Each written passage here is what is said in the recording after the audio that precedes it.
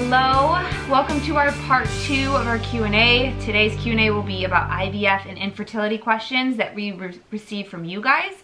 And if you missed part 1, that was about Ryan and I and parenthood. I will link that below in case you want to catch up on that video. Question 1, what is our infertility story? For all the new subscribers that we have, in this Q&A we're going to give a brief synopsis of our infertility story. And if you want to know more details, I will link 2 videos below and you can check those out and get more details. So we were trying to conceive for a while. It was at the end of 2017 where we realized that something wasn't right. So we got a ton of diagnostic testing done. We had a procedure done called the HSG. And that basically determines if your fallopian tubes are open or blocked.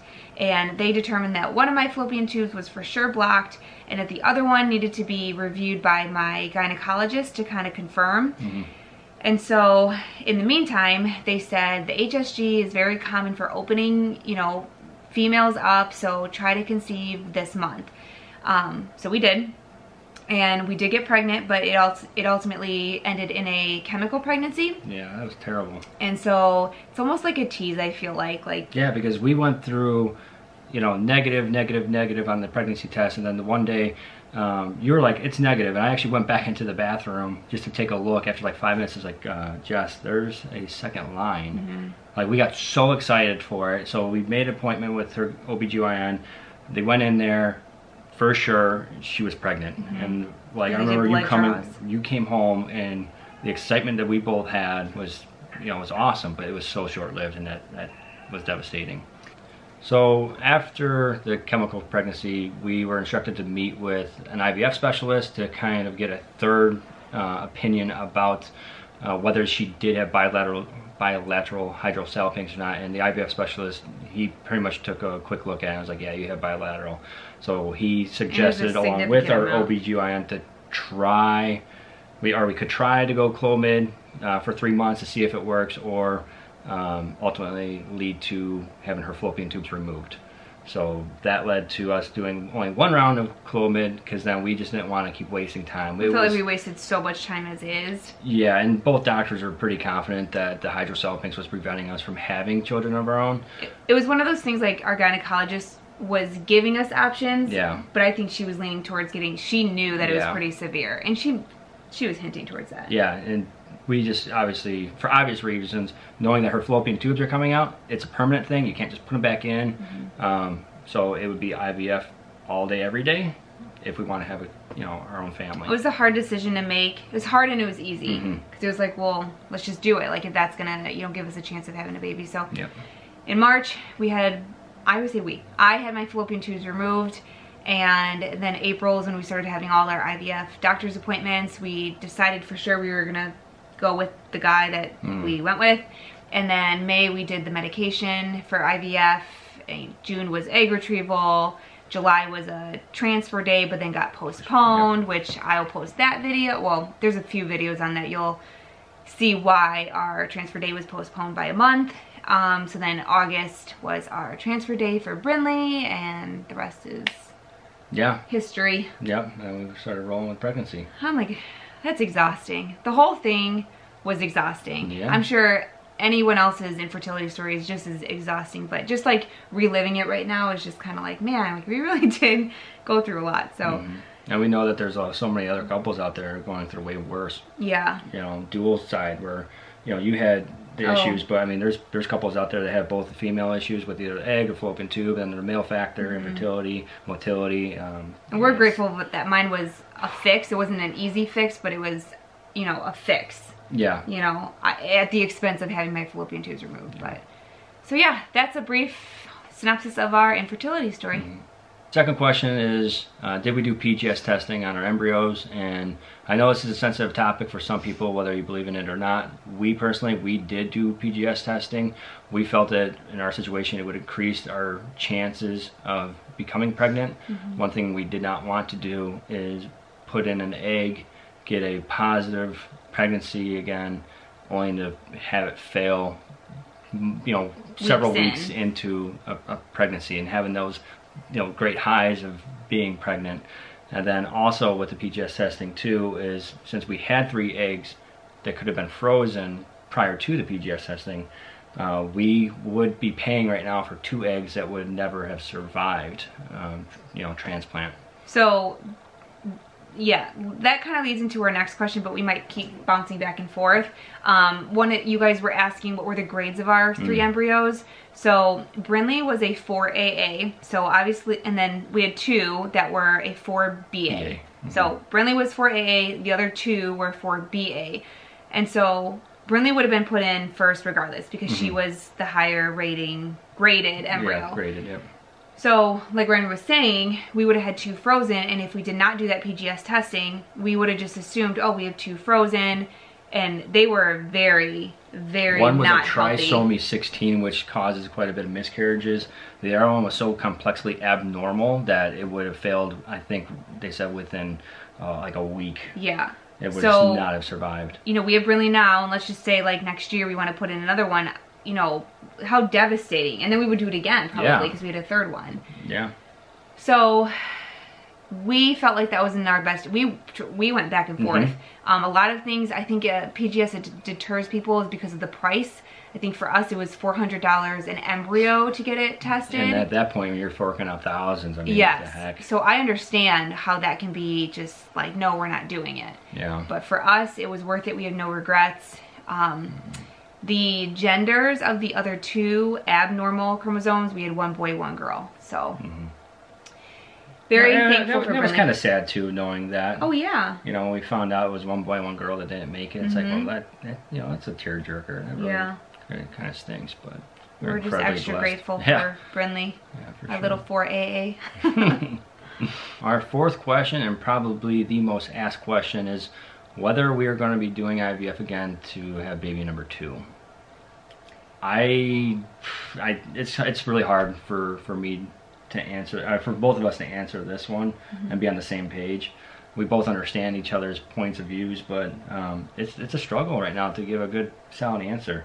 I'm more reserved about it because of the finances are so extreme. I feel like, you know, if it does not work, that was money that could have gone to Brinley and her future.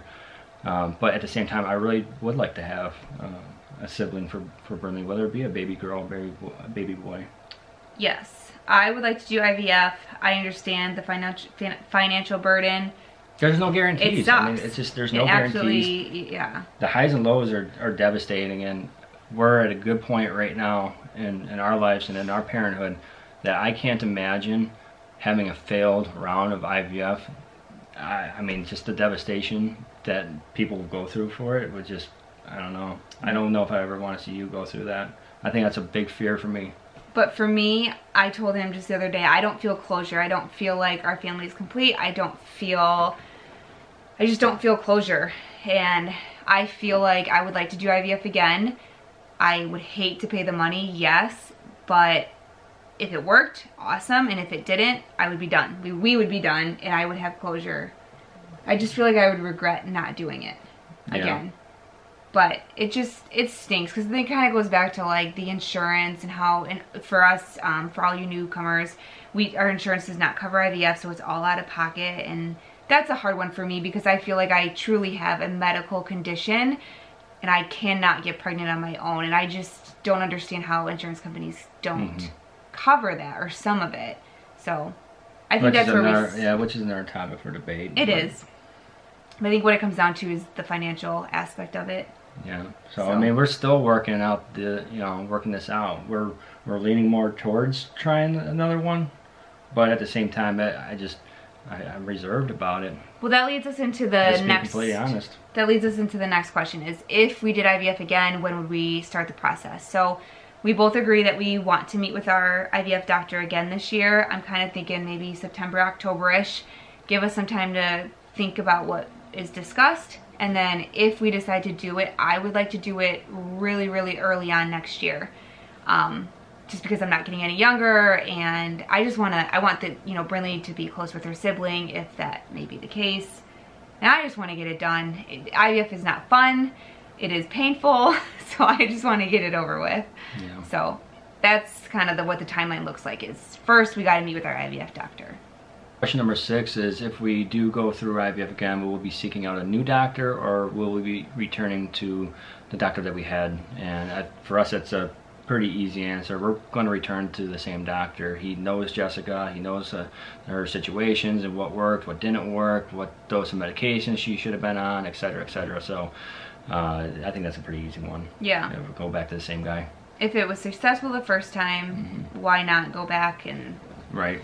And plus, he had a good take-back program for patients who had insurance that did cover IVF medications. Their clinic, after they're done with their rounds, they can actually turn in their medications to the clinic for people who do not have insurance, or for those people who have insurance and the medications are covered, which was in our situation. So we were actually given some medications to use for our round.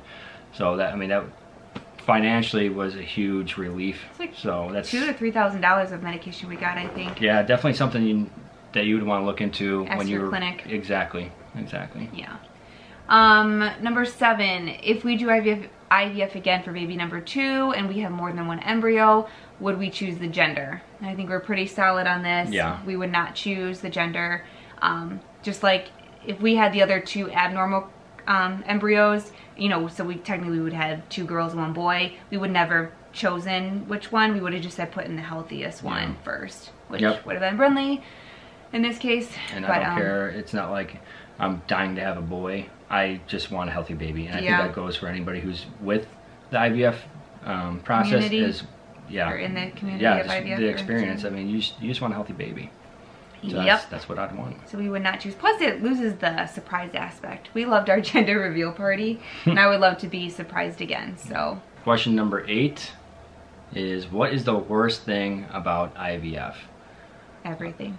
Yeah, I'll tell you. I mean, it's the numbers game and it's the waiting game. You get to a certain point where you're excited, you have so many eggs that are going to get retrieved, so in our situation was 15, and then you realize just how fragile life is, and those numbers, those eggs, those embryos just start diminishing right before your very eyes within days. You know, we and have 15 eggs retrieved. You're waiting for that phone call. Yeah, and that is the anxiety.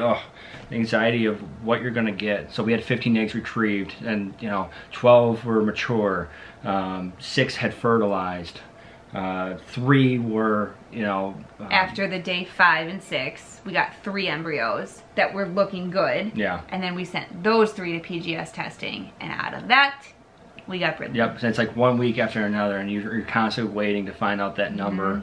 And you know that that number is going to go down, and you just don't know how far it's going to go down, and you're just praying for one, and you are just keep on praying for one, because that's all it's needed is one.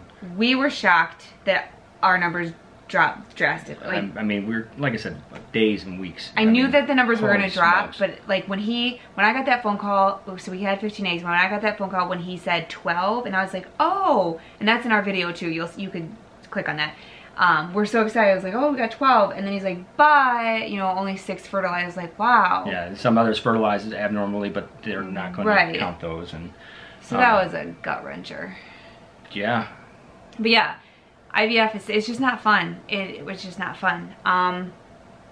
Also, for me, I felt like the worst thing is that there's no guarantee for a baby. For the price that you pay, you would assume, oh, it's a guarantee, you know, but there is no guarantee. That's why we're so on the fence about doing it again, because that's a huge amount of money that could kind of go to waste in a sense, you know? Like I said, it could be used for Brinley. I know, it's hard. Number 9, what is the best thing about IVF? This one was a hard one for us. We ultimately came up with 2 answers just because the process is not the most fun or easy. Yeah, I was trying to think of an answer for the actual experience of IVF, and I really couldn't think of anything other than the fact that it allowed Jessica and I to bond a little bit closer and build our relationship a little bit tighter. In a different way. Because we're going through it together. But in general, obviously the best thing is that we actually have an avenue of becoming a parent, and that's incredible for those people out there who are desperately wanting to be parents, that they actually have a chance to become pregnant through IVF, an alternative method of becoming pregnant. Also for us, we did PGS testing, and so I feel like that almost increased our chances of having a healthy embryo put inside. So I guess that was a good takeaway, the best thing about IVF is having that option to do PGS testing. Otherwise, again, it's like just a risk. Like, oh, you got this many embryos, let's just see which one works kind of thing. So it's nice to have that option. Our final question was, what advice do we have for people who are going through IVF? We have a lot. I'll just let you talk, because you got a lot. I bulleted them so I didn't forget anything. The first one was to seek out a grant in your area. That was one of the best things that we ever did that we never knew to do. Basically, I ran into somebody that I didn't know, and she kind of mentioned it to me. We looked into it, we applied, and we were the only recipients for that period, and we got money for IVF. It didn't cover our full IVF, but it covered a portion. Yeah, it goes towards the doctor. It's not like money that we had in our bank account ever at one point. They write a check to the doctor. To our clinic, yeah. So if you Which helped us out. I can't tell you how much that helped us out financially. Huge. I mean, we were just getting crushed with bills after bills after bills at that point. Because we were still paying off my surgery for my fallopian tubes. So yeah, that was... So anyways, my point was seek out a grant to see if there's any kind of like nonprofit financial assistance. That will help you out in that. The other thing I had was talk with people who have gone through IVF or infertility or IUI or anything along those lines. I feel like... I think you need a solid support group, and I think they understand what you're going through. Right, because a lot of people have their own opinions on, well, you shouldn't have, clearly you don't deserve to be parents because you're going through IVF. No, that's not the case at all. Just seek out people who are going to support you. Yeah, because we get that a lot. Not a lot. We've gotten it before, and we're just like, what? And I couldn't disagree more with those people. We want to be parents. Yes. And I started, when I got my diagnosis, I started looking at like YouTube and see if anybody else had put their story out, which is kind of what made us start doing this in general. And I'm going to mention my friend Chelsea. She has her own YouTube channel, Chelsea Hansen. I will put her link below so you can check her out. I found her, we had very similar situations, and I ended up emailing her. She wrote me back, and ever since then we exchanged numbers. We talk quite often. We have very similar, like during our pregnancy I felt like we had a lot of similarities and stuff, so it was just kind of funny. But she had a girl as well, so it's fun, and we get to talk often, and it's nice to have somebody who's gone through the same thing that I could vent to or be excited about things, and she could feel the same feelings I'm feeling. You need as much positive energy in your life at one of the most difficult points in your life. So talk about it. Don't be ashamed. Don't be ashamed about it. Just talk about it, and you gotta get it gain out. That support. Gain that support. You're going to need it. It's not fun. What I found, this is just personal, that people who have not gone through it, they will say things like, "Oh, it'll work.